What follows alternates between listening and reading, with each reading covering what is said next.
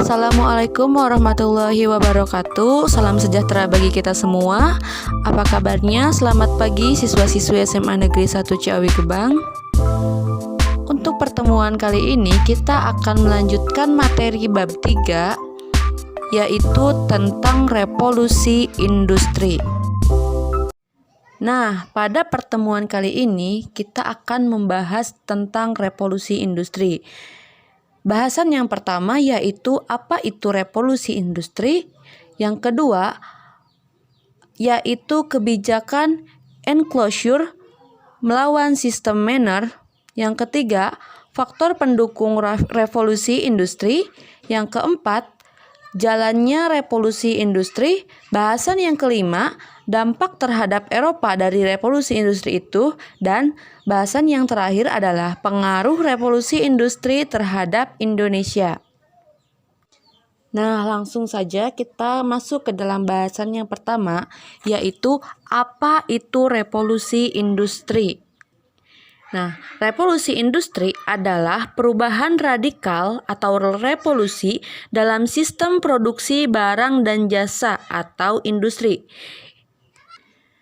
Nah, perubahan radikal di sini mengacu kepada ditinggalkannya produksi barang dan jasa yang menggunakan tangan manusia atau manual dan juga alat-alat sederhana. Kemudian dimulainya penggunaan mesin dalam produksi barang dan jasa atau disebut dengan mekanisasi.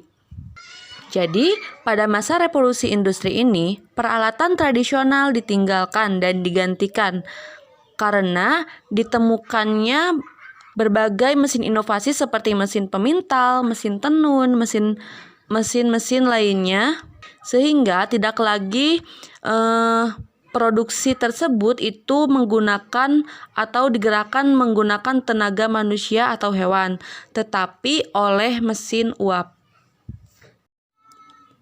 Nah, kapan sih terjadinya revolusi industri ini? Revolusi industri ini terjadi di Inggris, yaitu pada tahun 1750-an atau sekitar abad ke-18 Masehi, yang pada nantinya dalam perkembangannya itu menyebar ke seluruh Eropa dan juga dunia. Untuk Asia sendiri, revolusi industri diprakarsai oleh negara Jepang seperti produksi batu bara, kapal, industri berat, dan lain-lainnya, atau yang dikenal dengan revolusi industri Meiji di Jepang. Nah, istilah revolusi industri ini diperkenalkan pertama kali oleh Friedrich Engels dan Louis Auguste Blanquy pada pertengahan abad ke-19 Masehi. Kemudian dipopulerkan oleh seorang sejarawan Inggris yang bernama Arnold Toynbee, di mana ia menggunakan istilah ini untuk menjelaskan perkembangan ekonomi Inggris dari tahun 1760 hingga 1840. Sejak saat itulah istilah revolusi industri ini digunakan secara meluas.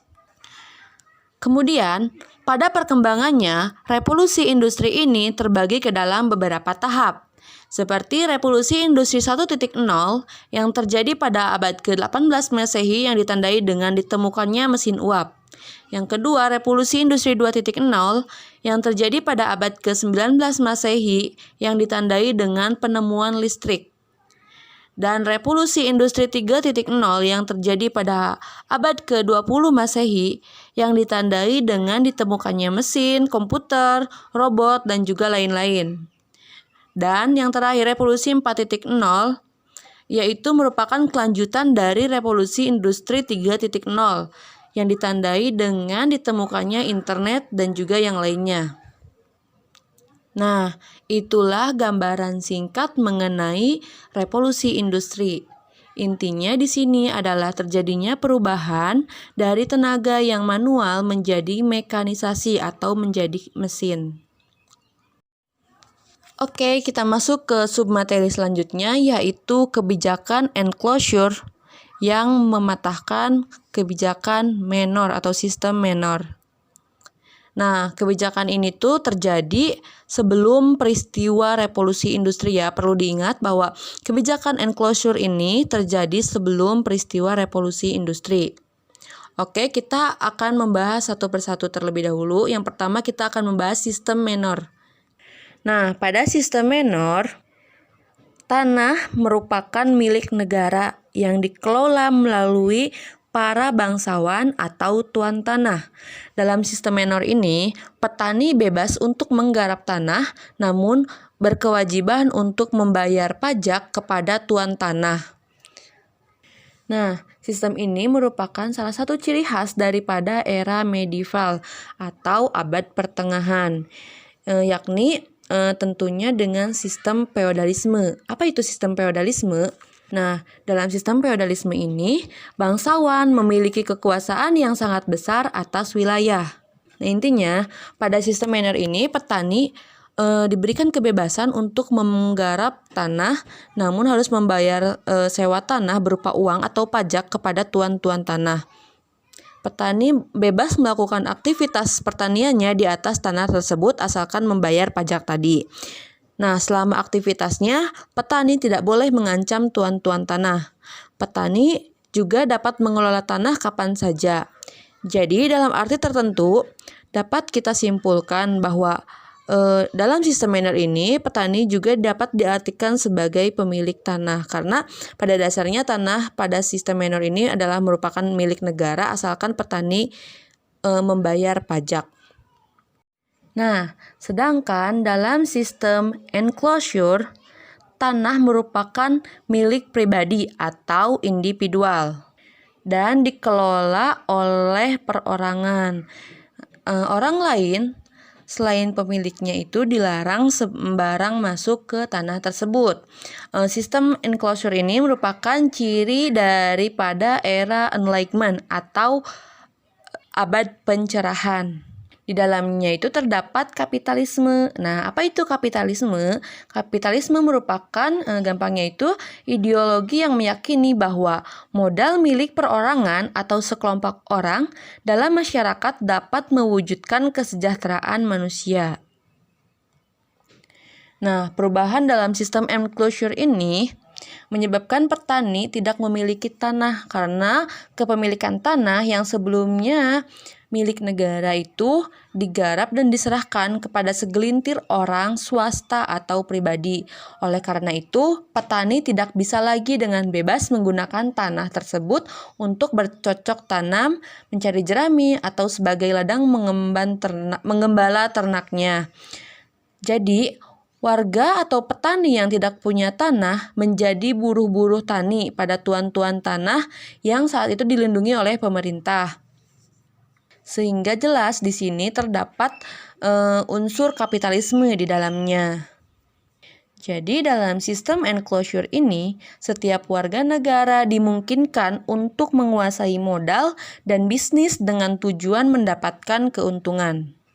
Nah, itulah sekilas perbedaan antara sistem menor dan juga sistem enclosure. Jadi pada masa abad pertengahan atau era medieval itu diterapkan sistem menor. Sedangkan pada masa abad pencerahan atau Enlightenment itu mulai diterapkan sistem atau kebijakan enclosure ini. Nah, diterapkannya kebijakan enclosure tentunya memiliki beberapa dampak. Seperti tuan tanah mengusir para petani dari tanah milik mereka. Karena telah disebutkan tadi bahwa tanah diserahkan kepada swasta dan tidak lagi dimiliki oleh negara, sehingga tuan tanah atau pemilik tanah tersebut berhak untuk mengusir para petani dari tanahnya. Yang kedua, sumber konflik. Jadi, sistem enclosure ini juga menjadi sumber konflik terutama dalam sejarah modernisasi Inggris. Yang ketiga, terjadinya perang saudara di Inggris. Nah, selain itu, pada nantinya kebijakan enclosure ini juga diperkuat dengan intervensi negara melalui parliamentary enclosure atau pemusnahan hak-hak kepemilikan dilegitimasi melalui undang-undang yang dikeluarkan oleh parlemen. Nah, sistem enclosure ini diberlakukan dengan dua cara, yakni yang pertama dengan kekerasan dan yang kedua melalui undang-undang. Nah, cara yang dilakukan melalui kekerasan ini nantinya akan membawa penderitaan bagi rakyat Inggris. Nah, selain itu, enclosure juga menyebabkan meningkatnya urbanisasi. Nah, hal ini terjadi karena lahan yang terbatas di pedesaan. Nah, ini merupakan akibat dari kebijakan enclosure ini yang membuat warga desa itu kan ramai-ramai mencari pekerjaan di kota. Jadi sebelumnya para petani kan bebas tuh untuk menggarap tanahnya. Kemudian dengan diterapkannya sistem enclosure ini, para petani tidak lagi memiliki kebebasan untuk menggarap tanah. Mereka harus menjadi buruh di desanya kepada tuan-tuan tanah, sehingga warga memilih untuk mencari pekerjaan di kota. Nah, akibatnya melonjaknya urbanisasi. Nah, pada saat yang sama itu, pada saat terjadinya peningkatan urbanisasi, di kota-kota Inggris juga industri rumahan atau yang biasa disebut dengan cottage industry berkembang pesat seperti industri tekstil, senjata, perhiasan, perabot rumah tangga, dan juga alat-alat kerja. Nah, hal ini tentunya mendorong untuk membuka lapangan pekerjaan baru untuk warga masyarakat sehingga banyak warga yang berbondong-bondong untuk pindah ke kota. Akibatnya, arus urbanisasi semakin meningkat. Nah, itulah dampak dari kebijakan enclosure. Nah, selanjutnya kita masuk ke submateri selanjutnya, yaitu faktor pendukung revolusi industri. Yang pertama, revolusi industri ini didorong karena adanya stabilitas kondisi keamanan dalam negeri di Inggris pada saat itu. Hal ini terjadi karena adanya Bill of Rights akibat adanya The Glorious Revolution atau Revolusi Agung yang terjadi pada tahun 1688, di mana Bill of Rights ini membatasi kekuasaan raja. Nah, pada masa sebelumnya, raja ini memiliki kekuasaan yang mutlak. Namun, setelah adanya Bill of Rights ini, segala kebijakan raja harus mendapatkan persetujuan dari parlemen. Nah, akibatnya antara abad ke-16 Masehi hingga 17 Masehi ini, Inggris mengalami kestabilan politik. Faktor pendukung yang kedua adalah kolonialisme dan imperialisme. Nah, adanya kolonialisme dan imperialisme sebagai akibat dari diterapkannya sistem merkantilisme atau negara dianggap kuat apabila memiliki logam mulia yang banyak, di mana pada saat itu dalam sistem kolonialisme dan imperialisme ini negara-negara Eropa itu membentuk imperium. Nah, kolonisasi Inggris itu dimulai dari Irlandia, Amerika. Nah, nanti ketika Amerika sudah revolusi, Inggris menguasai India secara militer dan politik. Bahkan di India, Inggris membentuk sebuah kongsi dagang yang bernama East Indian Company atau disingkat dengan EIC. Faktor pendukung yang selanjutnya adalah berkembangnya ilmu pengetahuan. Nah, perkembangan ilmu pengetahuan ini merupakan akibat daripada abad pencerahan atau Aufklärung, di mana pada masa Aufklärung itu ilmu pengetahuan mulai muncul kembali, di mana pada saat itu mengusung dan menghargai kemampuan rasio manusia, juga mengusung kebebasan dan juga kreativitas setiap individu. Kemudian selain itu juga munculnya kaum kaya baru atau yang disebut dengan bourgeois. Hal ini merupakan hasil dari perdagangan yang terjadi antara Inggris dengan dunia timur. Nah, yang memunculkan kaum bourgeois ini, contohnya saja para pedagang rempah-rempah, karena minat pasar Eropa sangat tinggi untuk komoditas ini. Nah, faktor pendukung revolusi industri yang selanjutnya adalah adanya sumber bahan mentah dan pasar hasil produksi. Hal ini ada karena adanya kolonialisme dan juga imperialisme, di mana koloni-koloni ini dijadikan sebagai tempat untuk mencari barang mentah atau bahan baku dan juga dijadikan sebagai pasar dari hasil-hasil produksi ini sendiri, di mana pada saat itu dikenal dengan sistem mother country atau negara induk, di mana negara induk mengambil bahan mentah atau bahan baku dari negara-negara koloni dan kemudian mengolah bahan baku tersebut di negara induk, lalu menjual kembali hasil produksinya kepada negara koloni lagi. Faktor yang selanjutnya yaitu adalah kaya akan sumber daya alam, di mana Inggris ini kaya akan bahan tambang seperti batu bara, biji besi, timah, kaolin, dan juga lain-lainnya. Selain itu juga adanya wool sebagai industri tekstil. Selanjutnya yang menjadi faktor pendorong revolusi industri adalah perlindungan hukum, di mana pada saat itu terdapat hak paten untuk hasil-hasil penemuan baru, sehingga mendorong kegiatan penelitian ilmiah. Lalu, arus urbanisasi yang meningkat juga menjadi salah satu faktor pendorong dari revolusi industri. Nah, arus urbanisasi yang meningkat ini merupakan akibat dari adanya kebijakan enclosure yang nantinya pada pemerintah Inggris ini membuka industri baru. Nah, faktor pendukung yang selanjutnya adalah munculnya sistem ekonomi liberal. Nah, apa sih sistem ekonomi liberal ini? Sistem ekonomi liberal ini merupakan sebuah paham di mana menjelaskan bahwa suatu ekonomi akan berjalan baik jika negara tidak ikut campur tangan dalam urusan ekonomi, yaitu dengan membiarkan mekanisme pasar berjalan dengan bebas. Nah, dari sini akan melahirkan atau memunculkan produk-produk terbaik agar dapat diterima di pasar dan bersaing dengan produk yang lainnya. Maka dari itu akan menumbuhkan kreativitas daripada setiap individu. Tokoh-tokoh yang mengembangkan paham ini seperti Adam Smith, Thomas Robert Malthus, David Ricardo, dan juga John Stuart Mill. Nah, faktor pendukung terjadinya revolusi industri yang terakhir adalah tuntutan produksi massal. Hal ini terjadi karena pada saat itu Inggris memiliki kualitas barang yang sangat bagus daripada hasil cottage industrinya atau industri rumahannya, sehingga meningkatnya permintaan barang, melonjak si permintaan itu tuh. Namun pada kenyataannya terdapat masalah di mana pengerjaan yang masih manual dan penggunaan peralatan yang masih sederhana sehingga produktivitas barang itu rendah karena membutuhkan waktu yang lama dalam proses produksi. Sehingga karena membutuhkan waktu lama ini juga maka modal akan semakin tinggi yang menyebabkan harga juga akan semakin tinggi. Sehingga pada tahun 1733 ini terjadi permintaan akan katun itu tinggi tetapi produksinya rendah. Nah, masalah produksi kain katun ini karena yang rendah namun permintaan yang tinggi membuat pemerintah, ilmuwan, dan juga para pelaku usaha berusaha untuk mencari jalan keluar.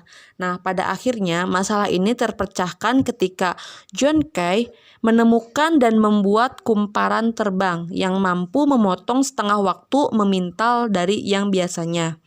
Nah, dari situlah nantinya akan membuka jalan untuk penemuan-penemuan berikutnya. Nah, itulah beberapa faktor pendukung terjadinya revolusi industri. Nah, kita masuk ke submateri selanjutnya yang keempat yaitu jalannya revolusi industri, di mana revolusi industri ini terbagi ke dalam 2 tahap, yakni revolusi industri pertama dan juga revolusi industri kedua. Nah, revolusi industri yang pertama merupakan suatu revolusi yang seringkali dibicarakan, yaitu proses yang dimulai dengan ditemukannya dan digunakannya mesin uap dalam proses produksi barang. Nah, sebelum adanya mesin uap, kita hanya mengandalkan otot, tenaga air, tenaga angin untuk menggerakkan apapun.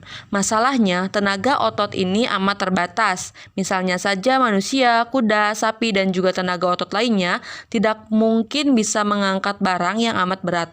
Bahkan dengan bantuan katrol sekalipun. Dibutuhkan pula istirahat yang secara berkala untuk memulihkan tenaga tersebut. Contoh yang lainnya misalnya tenaga angin atau air yang biasanya digunakan di penggilingan. Nah, untuk memutar penggilingan, manusia biasanya menggunakan kincir angin atau kincir air. Namun masalahnya adalah tenaga ini tidak bisa digunakan dimanapun dan kapanpun karena tenaga kincir air itu hanya dapat digunakan di dekat air terjun. Begitupun dengan kincir angin hanya dapat digunakan di daerah berangin saja. Tenaga angin juga tidak bisa diandalkan selama 24 jam karena ada kalanya angin itu tidak ada yang bisa digunakan untuk memutar kincir tersebut. Nah, penemuan mesin uap oleh James Watt ini mengubah semua itu. Nah, sebelum James Watt menemukan mesin uapnya, ada juga John Kay yang menemukan kumparan terbang untuk pemintalan kapas atau pentekstilan yang nantinya akan disempurnakan oleh James Hargreaves yang dikenal dengan spinning jenny. Kemudian, barulah pada tahun 1769 James Watt menemukan mesin uapnya yang kemudian menjadi inspirasi untuk penemuan-penemuan selanjutnya. Juga ada George Stephenson yang menemukan kereta api penumpang dan masih banyak tokoh-tokoh lainnya dengan penemuan-penemuan lainnya. Yang tentunya penemuan-penemuan ini membentuk perubahan radikal atau industri. Jadi, intinya dalam periode revolusi industri pertama ini, kelangkaan tenaga yang semula menjadi hambatan dalam proses produksi sudah dapat diatasi. Tenaga yang digunakan tidak hanya lagi mengandalkan tenaga otot, angin, air, tetapi juga oleh mesin uap yang jauh lebih kuat, fleksibel, dan juga lebih awet. Nah, itulah gambaran dari revolusi industri tahap pertama. Nah, berikutnya adalah revolusi industri tahap kedua atau yang dikenal dengan revolusi teknologi. Terjadi pada awal abad ke-20 Masehi, tepatnya pada 1870 hingga awal Perang Dunia I atau 1920-an. Nah, revolusi industri kedua ini ditandai dengan ditemukannya tenaga listrik. Jadi tenaga yang saat itu sudah digantikan oleh mesin uap pada masa revolusi industri tahap pertama, kemudian secara perlahan dalam tahap revolusi industri kedua ini tergantikan lagi oleh tenaga listrik. Nah, ada beberapa tokoh daripada revolusi industri kedua ini seperti Michael Faraday yang menemukan aliran listrik, yang kemudian dikembangkan oleh Luigi Galvani dan juga Alessandro Volta. Dan juga ada Samuel Morse yang menemukan telegraf, Alexander Graham Bell yang menemukan pesawat telepon, Guglielmo Marconi yang menemukan pesawat telegraf tanpa kawat.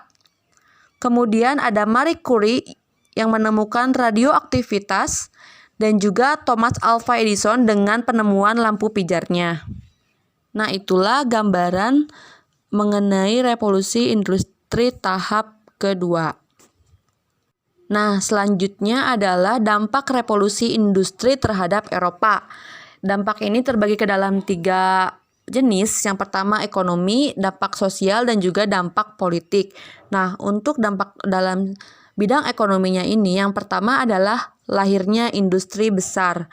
Nah, sudah jelas dari sistem enclosure yang diterapkan pada saat itu menyebabkan arus urbanisasi yang meningkat dan juga banyaknya industri-industri besar yang berkembang. Nah, dampak yang kedua dalam bidang ekonomi adalah berkembangnya kapitalisme. Dan yang ketiga adalah merupakan dampak negatifnya yaitu industri kecil yang gulung tikar. Nah, dalam bidang sosial, revolusi industri ini berdampak pada terjadinya peningkatan urbanisasi atau perpindahan dari desa ke kota dan juga kesenjangan sosial di mana ada kesenjangan antara kapitalis dan juga para pekerja. Yang ketiga yaitu lahirnya kelas buruh. Yang keempat munculnya revolusi sosial. Yang kelima ini menyebabkan adanya polusi. Hal ini diakibatkan karena adanya industri-industri besar pada saat itu sehingga memunculkan juga polusi. Selain itu, revolusi industri ini juga menyebabkan adanya individualisme. Nah, dalam bidang politiknya, revolusi industri ini berdampak pada munculnya paham sosialisme yang diprakarsai oleh Karl Marx dan juga berikutnya yaitu munculnya partai politik dan juga munculnya imperialisme modern. Nah, itulah dampak dari revolusi industri terhadap Eropa. Nah, selanjutnya yang terakhir adalah pengaruh revolusi industri bagi Indonesia. Yang pertama, Indonesia mengenal teknologi yang berbasis mesin. Udah jelas ya, karena adanya proses revolusi industri, Indonesia juga terkena imbasnya mengenal mesin. Di mana di Indonesia sendiri ini, mesin diperkenalkan oleh pemerintah kolonial Belanda, seperti mesin pengolah hasil bumi, teknologi transportasi, dan juga teknologi pertanian lainnya. Yang kedua, Indonesia juga mengenal paham liberalisme. Yang ketiga adalah terjadinya kebijakan pintu terbuka atau pihak swasta dapat melakukan kegiatan ekonomi di Indonesia. Nah, yang keempat adalah terjadinya politik etis, di mana politik etis ini terbagi ke dalam 3 kegiatan besar. Yang pertama ada irigasi atau pengairan sawah-sawah penduduk. Yang kedua adalah migrasi atau perpindahan penduduk. Dan yang ketiga adalah edukasi atau pendidikan. Nah, pengaruh yang terakhir yaitu terjadinya eksploitasi atas sumber daya mineral, terutama dalam pertambangan. Nah, itulah dampak atau pengaruh dari revolusi industri terhadap Indonesia. Nah, mungkin sekian materi untuk pembahasan revolusi industri ini. Semoga bermanfaat, dan apabila teman-teman semua mendapatkan informasi yang berbeda dari apa yang saya paparkan, bisa bilang saja karena saya juga masih belajar. Mohon maaf atas segala kekurangannya. Jangan lupa tugas-tugasnya dikerjakan. Tetap semangat belajarnya. Wassalamualaikum warahmatullahi wabarakatuh.